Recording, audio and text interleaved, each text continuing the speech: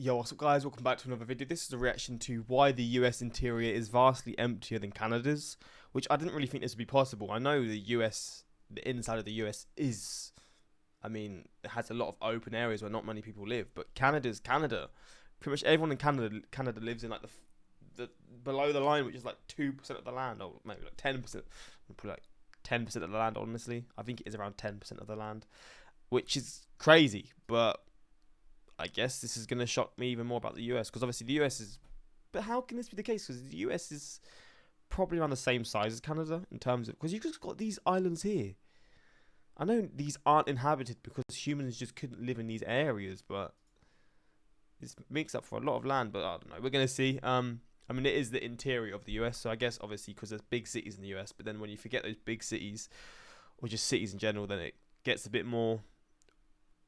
I don't know, you just realise how empty it actually is. And also Alaska helps as well, but we're going to jump into this and yeah, let's just check this out. When it comes to land, Montana is one of the biggest states in America. It's the 4th largest state overall, and it sits only behind the well-known big 3 American states of Alaska, Texas, and California. Montana's... I didn't know Montana was that big. I knew it was a big state. I didn't know it was top 4 size big. even larger than Germany is in terms of area. But Damn. It's vastly smaller when it comes to the size of population. Because for all its huge amounts of space, Montana's a pretty desolate place. As of 2023, the entire statewide population is only about 1,140,000 people, compared with Germany's 84.5 million. See, when it gets put like this, it makes you realize how small these populations are in these areas. Because Germany is quite a big European country in terms of land, and also in terms of population, it's one of the most populated countries. So that is wild. Million people. To put into even greater perspective how empty that makes most of Montana, there are fewer people who live here than in the state of New Hampshire, a state that is about 16 times smaller than Montana is in terms of land, and a state which is at a similar northern latitude at the top of the continental 48 US states. Montana's average population density statewide is thus only about 2.9 people per square kilometer, which is the 3rd lowest density in America after only the notoriously empty states of Alaska and Wyoming. And that makes Montana one of the most sparsely populated locations in the world. If Montana were an independent country, it would be in the top 4 lowest densities in the world, right in the company of countries like Namibia, Australia, and Mongolia. Consequently, there aren't really any big cities or even towns to speak of in Montana. Of the top 5 largest settlements in the state today, only Billings has a population in excess of 100,000 people, and even then it just barely does at 117,000 people, as of 2023. And then going even further, all of the US states around Montana are pretty much just as desolate and empty as well. To the east, there's North Dakota, which is about equivalent to Washington state in geographic size, but which only has about a 10th of Washington's population, despite them both being at about the same latitude at the top of the continental US mainland. North Dakota is thus the 4th least densely populated American state right after Montana, with only about 4.4 people per square kilometer on average. And just like Montana, North Dakota doesn't really have any big towns either. Fargo is the only settlement in this state with a population in excess of 100,000 people. And just like Billings in Montana, it only barely surpasses that threshold with only 131,000 people as of 2023. See, when I really put this into context for me, I live in a city in the UK which is not a very big city. It's like 190,000 people that live here. And in terms of cities here, it's not a very big city at all. But this is in terms of England even. So, and England's probably like half the size of Germany, maybe even smaller than that. Probably is like 2.5 times smaller. I could be wrong, but you know what, I don't know. And then you see these are the biggest cities in these massive states, which are the size of countries or bigger than England or the same size as Germany. And these are the biggest cities in these states. It really does make you realize you can't really comprehend it just seeing a video, but being in these areas, or being in these states, you're gonna feel like you're in the middle of nowhere in a lot of areas and a lot of parts of it, which I assume a lot of people love. That it's how it is. People prefer it like that, which is fair enough, you know. And Fargo is barely even located in the state at all, because it's placed over in the extreme east of North Dakota, literally right on the border with Minnesota. And then there's also South Dakota, which is extremely sparsely populated as well, with about the same overall population density as North Dakota. There's only about 900,000 residents who live within South Dakota. And so, just like North Dakota and Montana, this state has very few large settlements as well. The biggest city in the state is Sioux Falls, with only about 202,000 residents as And again, it's on the edge as well. of 2023. And just like Fargo up in North Dakota, Sioux Falls is barely even in South Dakota because it's located in the very far southeast corner of the state, right on the borders of Iowa and Minnesota. Going west from Fargo or Sioux Falls, the vast majority of the Dakotas are almost entirely empty of people. To put the scale of their emptiness into even more perspective, the populations of North Dakota and South Dakota combined, even when including Fargo and Sioux Falls, is about completely equivalent to just the population of Manhattan in New York City, an island that is geographically 6,420 times smaller than the Dakotas are, but which has about an equivalent population. And then of course there's also Wyoming to the south of Montana, which is America's emptiest state after Alaska and the least populated state in the country, despite being the 10th largest state by area. The entire state has only 581,000 residents as of 2023, and the biggest town in the state, Cheyenne, has only 65,000 people living there, which means that Wyoming doesn't even really have a proper city. This whole part of the center north of America, consisting of Montana, the Dakotas, Wyoming, and parts of Nebraska and Idaho, is by far the emptiest, most sparsely populated region of the continental 48 US states. North and South Dakota combined equals the population of Manhattan, while Montana, Wyoming, Nebraska, and Idaho all combined equals the populations of Brooklyn, Queens, and Staten Island combined. It didn't even say all of New York, just certain regions as well. Jesus. Without even factoring in the additional population of the Bronx. New York City alone thus has a population larger than all 6 of these geographically large states do combined, with more than 1 million people left over to spare. But what's perhaps the strangest part about how empty this part of the middle of Northern America is that immediately across the border further north into Canada, It's like a lot of population, right? where you'd expect the climate to be even harsher and colder and the population to be even smaller, it's actually dramatically larger and a lot more densely populated instead. That is Alberta's wild. population is nearing 4.7 million people today, nearly as much as all of Montana, both of the Dakotas, Wyoming, and Idaho all combined, which further makes Alberta more than twice as densely populated as Montana is, despite both of them being interior landlocked regions and Alberta being much higher north in latitude. Alberta's also got dramatically larger cities than any of the US states do further to its south, such as Calgary and Edmonton, which are genuinely big metropolitan regions, with populations of 1.64 million and 1.54 million people respectively. What I wonder is, how did these cities end up here? Like, why did they end, like, for Canada? Like, why would they put them there? Because it's probably now they're looking back, like, we could have made it a bit easier for ourselves, maybe closer to the coast or just a bit further down or what, but maybe there's reasons for it. Maybe it's to do with oil and stuff, I don't know.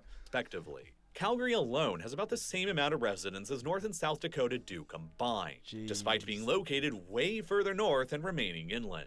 While Edmonton has much more people than the entirety of Montana combined, despite being located way further north, That is very north. I wasn't realizing it would be that high up. more than 300 miles further beyond the Montana border. Edmonton is thus the furthest north city in the Americas, with a metropolitan population of more than 1 million people. But it and Calgary aren't even the only very big cities that can be found north of the most empty part of the continental 48 US states. There's also Winnipeg in Manitoba, with a population of about 840,000 people, which dwarfs any of the American settlements further south in the Dakotas or Montana, and is far more people than live in the entirety of North Dakota combined.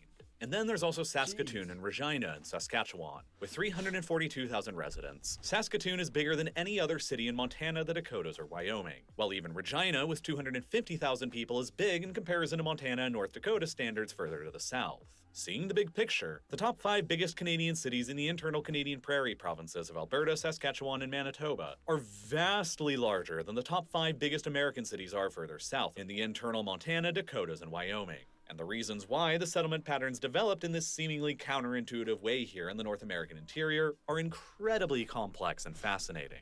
South of the US-Canada border, there are many reasons why Montana, the Dakotas, and Wyoming became the emptiest part of the lower continental 48 states. It is an area that is almost entirely west of the 98th meridian line of longitude, the imaginary geographic line that roughly divides the wet and humid environment of the North American continent in the east from the dry and arid environment found in the west. Nearly anywhere east of this line in the United States, farms can rely more on natural rainfall and less on artificial irrigation, which means that in a broad sense, food can be produced more cheaply and in greater quantities that can sustain larger population bases. At the very frontier of where this line cuts across the continent and divides the wet east from the arid west, you can find a nearly perfect trail of frontier cities straddling the divide immediately before everything becomes arid, like San Antonio, Austin, Fort Worth, Oklahoma City, Wichita, Lincoln, Omaha, and the aforementioned Sioux Falls and Fargo in the Dakotas, and Winnipeg further Why north. has the quality gotten so bad?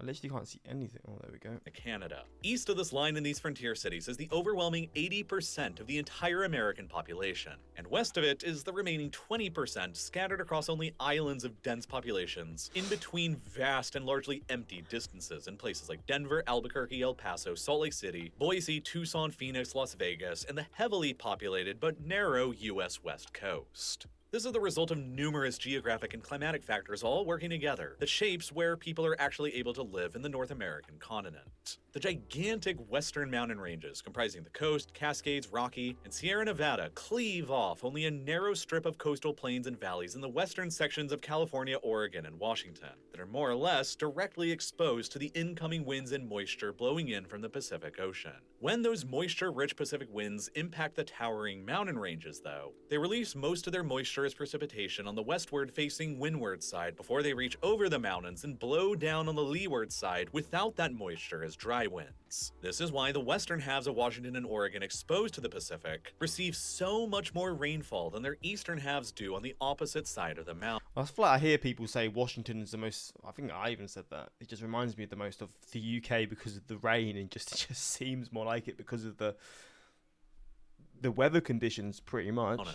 And it's why the cities in the west of the states like Seattle, Tacoma, and Portland were able to sustain more agriculture and support larger numbers of people than the cities over on the leeward side of the mountains where the environment is a lot drier, like Spokane, Yakima, or Bend. The eastern half of the United States to the east of the 98th meridian receives moisture-rich winds blowing in from the Gulf of Mexico and from the Atlantic. But the moisture they carry usually fails to penetrate into the continental interior any further beyond the 98th meridian, which is why everything between the 98th meridian in the east and the coast, Cascade, Rocky, and Sierra Nevada mountain ranges in the west is so dry and not great for agriculture without extensive irrigation practices. Montana and Wyoming, along with a vast majority of Idaho, North Dakota, South Dakota, and Nebraska, fall precisely within this range of the United States where it's already very dry. And then on top of that, Montana, Idaho, and Wyoming all have large stretches of their territories that are dominated by the Rocky Mountains, which complicates their abilities to develop large urban areas even further. And then even beyond the Rockies in the eastern parts of Montana and Wyoming, and within the entirety of the Dakotas and Nebraska, the lack of big trees, hills, or mountains, and the vast expanse of mostly flat plains and prairie means that the dry winds blowing through here don't have very much friction to slow them down, and consequently, it's also one of the windiest locations that can be found anywhere on the planet as well. So basically, the environments in this part of the United States are dry, arid, rugged, cold, and very windy.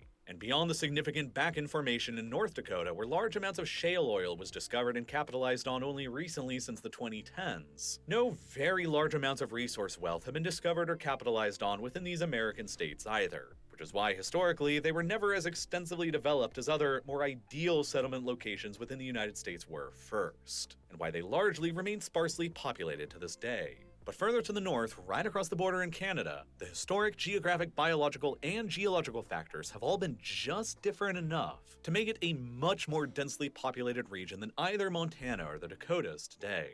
You see, when the first European colonists began coming into and settling the modern-day lands of Canada hundreds of years ago, they experienced several geographic realities that determined where they were able to settle that continues to directly impact where all 38 million Canadians live today. What's probably the single most important geographic feature of Canada that's determined where Canadians have lived for centuries is the Canadian Shield, a vast expansive area that covers nearly half of the country and which constitutes the largest mass of exposed Precambrian rock that can be found anywhere on the planet. Across the Pleistocene epoch from about 2.6 million years ago to only about 12,000 years ago, the Shield was the center of the vast North American continental glaciers that slowly over 2.5 million years of time advanced ever southward and scraped all of the land across it bare of its overlying soils and minerals that were mostly pushed to the south and southwest of the Shield. As a result, the land across the Shield today consists mostly of exposed, jagged bedrock with at best only a very thin layer of topsoil above it, which makes it all largely useless to carry out any large-scale agriculture in. The landscape is riddled with lakes and rivers, and building any infrastructure across it is prohibitively expensive, because mostly everything has to be drilled or blasted into the exposed rock. The Shield does have valuable mineral wealth though, so it is still useful. But because building and sustaining settlements within it is so challenging, the largest settlement that can be found anywhere across it today is the mining town of Sudbury in Ontario, and it only has a population of 166,000 people. When you overlay a map of the Canadian Shield with Canada's modern population density, you obviously see that it's about a perfect match, with nearly all Canadians today living beyond it. So when the first European settlers came to colonize Canada, they obviously encountered the challenging to settle Shield as well, and so they concentrated around the very strategic St. Lawrence River region, which historically was navigable by ships from the Atlantic Ocean as far inland as precisely where Montreal is today, where a series of rapids exist that impair navigation any deeper into the North American continent for centuries. For all of that time then, Montreal was the deepest internal city in the northeast of the Americas with a navigable link directly to the global ocean, which is why Montreal evolved into Canada's largest city for centuries until the 1980s, when it was finally surpassed by Toronto, a large part of which had to do with the development and final opening of the St. Lawrence Seaway project in 1959, a series of locks and canals across the St. Lawrence and the Great Lakes that artificially overcame geography and finally opened up all of the Great Lakes to navigable access to the greater ocean, around the rapids due west of Montreal, which transformed interior cities like Toronto, Detroit, Chicago, and even cities as deep into the interior like Duluth, Minnesota, into truly maritime port cities with direct access to the ocean. Before that became possible in 1959, though, Canadian settlement was crammed in around the navigable section of the St. Lawrence River between the impossible to settle Canadian Shield in the north and the Great Lakes and Appalachian Mountains to the south, which eventually coalesced into the United States. The large bodies of water in the form of the Great Lakes here also help to absorb and radiate heat around them, which moderates the climate around them and keeps the region more temperate than they otherwise would be, like the significantly colder environments further west beyond the lakes at the same latitude in Minnesota, the Dakotas, Wyoming, and Montana. So, with rich soils for agriculture, navigable waterways to the ocean extended even deeper after 1959, and crammed in between the Canadian Shield to the north and the United States to the south, this narrow corridor between roughly Quebec City in the north and Windsor in the south, encompassing Montreal, Ottawa, Toronto, and London in between, evolved into the core of There's a London in Canada? What? Modern Canadian civilization, and it continues to remain the most densely populated and most heavily industrialized part of the country today. The corridor is home to more than 18 million people today, which is more than half of all Canadians. But as Canadian civilization developed around this geographically small core, the vast and open expanses of Western Canada remained largely unsettled and undeveloped until the mid-19th century. Compared to the American West from Washington's perspective, the Canadian West from Ottawa's perspective was far more isolated and more challenging to physically get to. The prairies in Manitoba, Saskatchewan, and Alberta were separated from the core of Canadian civilization by more than 1,200 kilometers of the barren Canadian Shield, running through nearly the entirety of Ontario. The western coast of British Columbia could be reached by ships early on, but the towering Cascade and Coast mountain ranges blocked off any easy access from the immediate coast any deeper into the Canadian prairies from this direction as well, which made the prairies in central Canada difficult for the Canadian government to access from just about every direction. But as American settlers began expanding westwards into the continental United States and started building out railroads to bring in even larger numbers of settlers, the Canadian government felt the pressure building to start sending their own settlers out west as well, to finally begin populating their western provinces with Canadians, before they ended up being looked at and potentially settled first by Americans. Several Canadian expeditions were sent out to survey the lands of the Canadian West in the mid to late 19th century, with one of the earliest being the Palliser expedition between 1857 and 1859. That expedition came to the conclusion that Western Canada beyond the Shield could be broadly divided into three separate regions. A cold, coniferous forest region in the north covered by boreal trees and peat bogs that was too inhospitable for agriculture. Can I just say, what a horrible job this would have been in these times. Travelling these parts of Canada.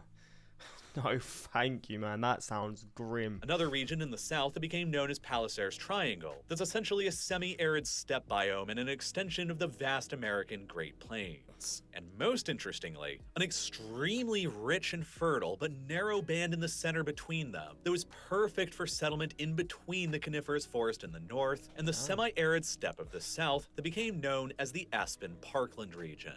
As it so turned out, the aspen parkland developed over time as an extremely unique competitive ecosystem, where the flora of the evergreen trees and peat bogs to the north of it have spent centuries fighting for ecological dominance against the flora of the more grassy and arid plains to the south of it. The aspen parkland region stretches out in the center between these two biomes in a narrow band no wider than 150 to 300 miles, extending from almost immediately where the Canadian Shield ends in western Manitoba, before arcing northwards through central Saskatchewan and then on into central Alberta, while another disjointed, separate segment of the aspen parkland known as the Peace River Country exists further up in northwestern Alberta, which is the northernmost land in Canada that's actually suitable for agriculture. The aspen parkland region was defined by deciduous trees, meadows, and wetlands, and hardly any of it extends any further south into the United States. And because of this very rich mix of trees, meadows, Look at that. This is just trees upon trees. Jesus. and nutrients from the wetlands, the soil found within the narrow aspen parkland region is literally some of the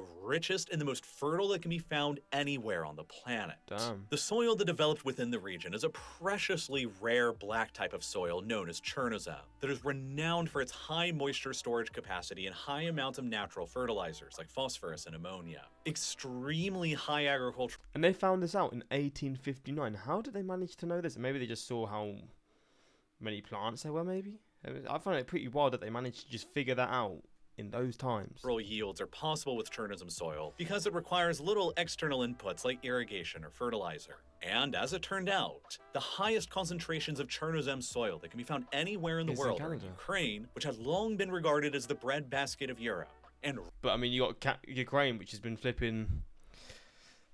I guess you got Chernobyl and stuff, which maybe at a certain point caused a lot of problems there. right here in central Canada in the aspen parkland arc running through Manitoba, Saskatchewan, and Alberta. After figuring Damn. all of this out, the Canadian government began building out And the most of it's actually in the US, to be fair, so fair enough. its own railroads from the core in the east, cutting across the shield and penetrating into the newly understood fertile lands out in the west. As more and more of the trees and meadows within the aspen parkland belt were cleared to make way for more farmland, more and more eager settlers from Europe and the United States began taking the journey to settle there. And well aware of the similarities of the soil and climate between this part of Canada and Eastern Europe, the Canadian government even began sending out migration recruitment officials to the Ukrainian and Polish lands of the Russian and Austro-Hungarian empires, in order to entice experienced farmers who were sick of oppression from the Tsars and the Habsburgs to leave their old lives behind and start a new life as a settler farmer in Canada, with virtually free land where their talents could be more or less identically duplicated. Tens of thousands of them accepted the offers, and this is largely why today Canada has the third highest number of ethnic Ukrainians in the world after only Ukraine itself and Russia. What? I would have never guessed that ever. That is wild to me. I would never have assumed that at all.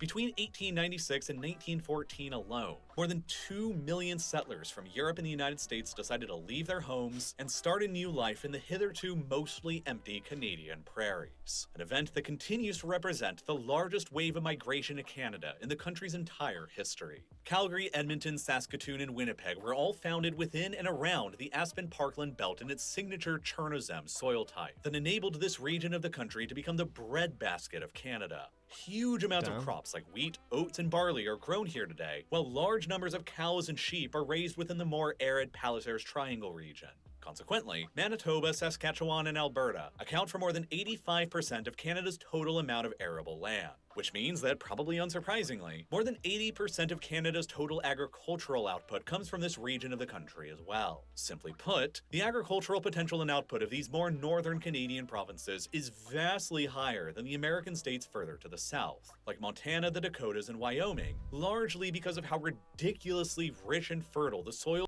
God bless them. I mean, it's just how it is, right? But the thing is, you're looking at this and you're looking at it in terms of Canada, and it looks somewhat big. But you compare these to the size of like European countries, and they're massive. These are the size of multiple countries, I would say, is found in the aspen parkland belt. combined. Like smaller countries, of course, but maybe not even, to be fair. Like, you combine this all together, this is probably the size of Germany. Maybe not. Maybe that's a bit smaller than that. But England, the UK, it's bigger than that. I'm sure about that.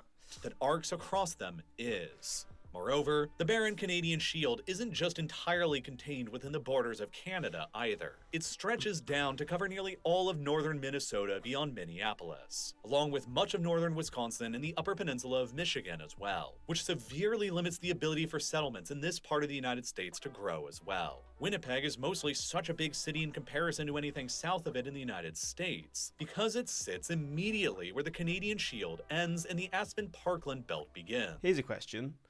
If people have passports and they live in these sorts of areas just below, would they just travel here for their main, like maybe further east, south, no, west, further west? They live in like the smaller cities or smaller towns. Would they just go up to Canada and just go there, because they're probably the closest big cities to them, to be honest? But I don't know if that's even possible or not.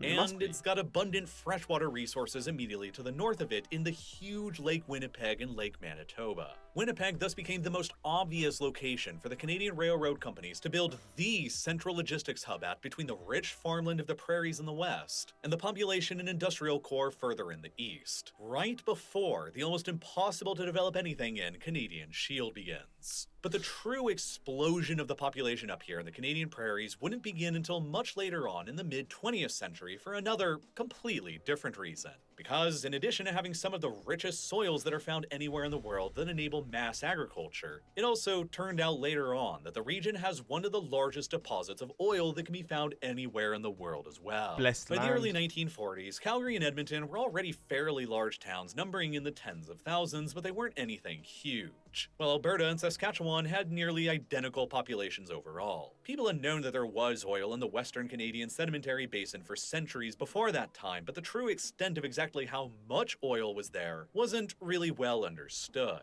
A few oil wells had been constructed around Calgary between the late 19th century and 1946, but production was fairly minor and inconsequential on a global scale. In 1946, Canada only produced 21,000 barrels of oil a day, mostly from this area immediately around Calgary. But Canada was simultaneously consuming roughly 10 times that amount of oil that they were producing. And so the vast majority of Canada's oil supply, like around 90% of it, was all being imported from the United States. It was the world's largest oil producer back at the time. But the year 1947 would suddenly set a chain of events in motion that would irrevocably change that reality forever. As in February of that year, after more than 130 previously failed wells and millions of dollars of sunken investment, the Canadian oil company Imperial finally struck it big with the successful drilling of Leduc No. 1 immediately to the south of Alberta's provincial capital, Edmonton, which represented the first very major conventional oil well ever dug in Canada. More successful wells were drilled over the years that followed, which confirmed the existence of a truly massive oil field being present in Alberta. And then, literally billions of dollars in investment money all came pouring into the province to pursue even further production. A massive demand for jobs in the energy industry in Alberta suddenly exploded almost out of nowhere, and as more and more people came to the province in pursuit of those energy-related jobs, the more service-oriented jobs catering to the energy industry population kept getting created as well, leading to even more demand for even more transplants and even more immigrants. Within only a single decade from the discovery of Leduc No. 7, the populations of Calgary and Edmonton roughly doubled, while the population growth rate of Alberta as a whole has been consistently in the double-digit percentages every single decade ever since. Alberta went from having about an equivalent population as Saskatchewan did in 1946 to having roughly quadruple Saskatchewan's population today in 2023. Since the Canadian oil industry initially began with wells focused around Calgary, nearly all of the Canadian energy companies maintained their headquarters and offices in Calgary, and most of them kept them there even after the larger oil fields were discovered further north around Edmonton. And since Edmonton was already Alberta's political capital, and so it was the largest city anywhere nearby to the new massive oil discoveries that were being made, Edmonton became the site of most of Canada's oil hardware and infrastructure, like refineries and processing facilities, and it became a major hub of pipeline routes. And then, in addition to the province's relatively large amounts of conventional oil, the truly colossal oil discoveries that cemented Alberta's position. I love how these types of videos always just go back to oil. It's like everything in this on this planet is always just associated to a degree to oil. well, more so in recent history, but it's just you can almost bet your house on it that it's gonna be related to oil in like some way. Position as one of the entire world's most significant sources of energy, were subsequently made in the province's more unconventional Athabasca oil sands to the northeast, north, and northwest of Edmonton. Unlike conventional oil fields where the oil is already a liquid that can basically just be pumped out from beneath the surface just like it is, the Athabasca oil sands in Alberta are massive deposits of bitumen. Wait, so they're solids? Which is an extremely heavy form of crude oil that's more of a semi-solid, What? I didn't know you could get oil from solids. That shows my knowledge, but that is not what I knew. rock form of crude oil mixed in with materials like clay, sand, and water. As such, extracting and refining this form of crude oil is more complicated and more expensive than more liquid conventional oil is. And so, the Athabasca oil sands in Alberta didn't begin being commercially developed until the late 1960s. But over time, as extraction techniques evolved and made the process more efficient and cheaper, production out of the oil sands continued rising, as did the demand for jobs. And as it turned out, the sheer scale of the bitumen crude oil found in the Athabasca oil sands was vastly larger than anybody had previously believed. Together, the Albertan oil sand reservoirs contain an estimated 1.7 trillion barrels of bitumen in place, which, to put into perspective, is roughly comparable to the rest of the entire world's proven reserves of conventional petroleum all combined. Based on 2007 oil prices and modern unconventional production technology, the International Energy Agency has estimated that only about 10% of those reserves are actually economically recoverable, though. But that's still sufficient enough to boost Canada's total proven reserves of oil into being the third highest in the entire world, remaining only behind Saudi Arabia and Venezuela. Oh, they're the big boys. Also, Venezuela. See, that's the thing with Venezuela, right? Because it has so much oil, but then you've got the government in charge that just don't.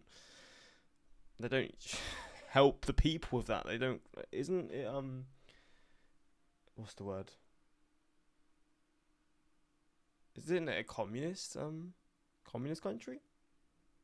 Or something like that. I mean, it's not a well-run country. That's what I know for sure. But the fact that they're number 2 in terms of the countries with the most oil is mental. Bitumen production out of the oil sands. Oil production is wild to me. In Alberta has since contributed to the province, producing more than 80% of all the oil in Canada, which has further enabled Canada to rise from being only a minor oil producer throughout the first half of the 20th century to being the 4th largest oil producer in the world today as of 2022, with even getting that money, man. more oil production than Iraq and remaining only behind the big 3 of global oil: Russia, Saudi Arabia, and the United States. And because of the oil sands' geographic location in northern Alberta, wedged in between the towering Coast and Cascade Mountains to the west and the Canadian Shield further to the east, it was easier to construct all of their oil pipelines running south first into the United States, then mostly all run down to America's heavy crude refineries on the Gulf Coast around Houston and Louisiana. Houston and Calgary thus essentially evolved into the Jupiter and the Saturn of the North American energy industry. Having oil in your country is such a cheat code, you know.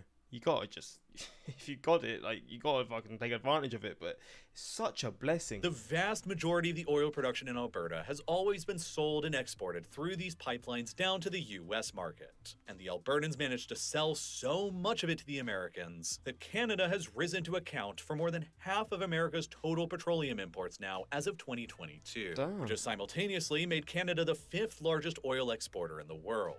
This, in turn, has meant that vast sums of oil money has been flowing into Alberta for decades, which has transformed the province into the wealthiest part of Canada on a per capita basis. The 2021 nominal GDP per capita in Alberta was 84,505 Canadian dollars, or about 62,000 US dollars, which is by far the highest of any of Canada's provinces, and is more comparable to American states like Florida. And it's a GDP per capita that's significantly higher than that of Montana or Idaho further to the south. The oil money that has come pouring into the province has been used to dramatically develop and expand Alberta's schools, highways, and hospitals, which has boosted the province's Human Development Index or HDI score to being literally the highest in all of Canada. The HDI is a comparative measure of things like literacy, education, personal income, life expectancy, healthcare access, standard of living, and overall well-being of citizens that is compiled by the United Nations. And with a score in 2021 of 0.955, Alberta not only received receives the highest score in all of Canada, but the highest score in all of North America as well, with a greater HDI than any of the 50 American states. In fact, the only 3 places in the entire world that have clocked a higher HDI score than Alberta are Iceland, Norway, and Switzerland, and then that's it. Which means that Alberta is just a pretty great place to live, which has attracted even more people to come to the province. So, I wouldn't have known Alberta was this good of a place to live. Ultimately, because of their proximity to the rich and fertile soils of the Aspen Parkland Belt, and their proximity to the massive Athabasca oil sands and their good rail and air connections to the rest of Canada and the United States, and because of the very high quality of life that's present there that has followed, the Alberta-Edmonton corridor far to the north of the US border has evolved into the second most densely populated region of Canada, remaining only behind the old Quebec-Windsor corridor itself in the east more than 2,600 kilometers away. The Calgary-Edmonton corridor has since become the home of more than 75% of all Albertans, or a little more than 3.2 million people, which is greater than the population of the greater Vancouver metro on the Canadian West Coast, and is roughly equivalent to the combined populations of Montana, North Dakota, South Dakota, and Wyoming further to its south. And that is all why the Canadian population further north of Montana and North Dakota is a lot denser than the American populations are further to the south. Now, well, there we go. The more you know. Who would have known this place was such a good place to live? It's great to finally have a clip about geography. As an Albertan, I've always wondered why this is the case. Needless to say, I appreciate your coverage. I mean, it's turned into something I wasn't expecting, but it was fascinating, and it goes to show, I guess, and I'm not going to just say it was just oil, but how much oil can dictate how well a region can do. But yeah, hopefully you find this interesting. If you live in this region, or if you live near this region, or whatever it is, let me know if it is as good as it seems to be. But hopefully you enjoyed this reaction, and until next time, like, subscribe, and peace.